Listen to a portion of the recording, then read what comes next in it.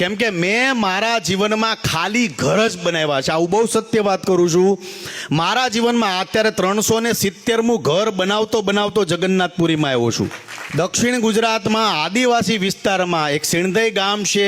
આ ગામની અંદર વાવાઝોડું આવે છે, 200 ઘર પડી જાય છે. અને એ 200 ઘર, હું અમેરિકા હતો ને કેનેડા આવ્યો ને કેનેડાથી સીધો ગોંડલ ગયો ને ગોંડલથી સીધો ન્યા ગયો આદિવાસી વિસ્તારમાં. અને ન્યા ઘર બનાવતો મને ખબર છે કે મારે અહીંયા આવવાનું હતું.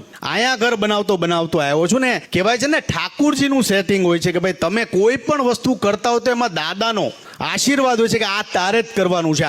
એવું નથી જીવનમાં કરોડો રૂપિયા બધાને આપ્યા છે, પણ ઈશ્વર નિમિત્ત બનાવે છે કે આ કામ તારે જ કરવાનું છે, આ ઘર સભા તમારે જ કરવાની છે. અમારી જેવા કરોડો લોકો સમાજમાં પડ્યા છે જે અમારી કરતા સારું કામ કરે છે, પણ અમને ઈશ્વરે નિમિત્ત બનાવ્યા છે. એટલે હું હરેક લોકોને કહું છું, યંગ જનરેશન મને ફોલો કરે છે તો તમામને કહું છું કે હરેક માણસ કામ કરતો હોય તો રાજી થાવ. પણ આપણામાં ઈર્ષ્યાવૃત્તિ એટલી બધી આવી ગઈ, કોક કાંઈક આગળ વધતો હોય એટલે સીધા ચાલુ થઈ જાય. એ તો હવે એના બાપ ઉપર લેણું હતું 25 લાખનું. વખાણ ક્યારે જીવનમાં આપણે નથી કરતા. કોઈ આપણે એમ કે આ ફલાણો માણસ જોતો નાનો એવો માણસ હીરા ઘસતો આજે બિલ્ડર બની ગયો, કે એ તો 2 નંબરનો હશે, આવા જો નહીં. આપણે વખાણ નથી કરતા, પણ તમે આવા સંતોના સ્ટેજ પર આવો છો તો તમને શીખવા મળે છે કે માણસની પ્રશંસા કરતા પણ શીખો.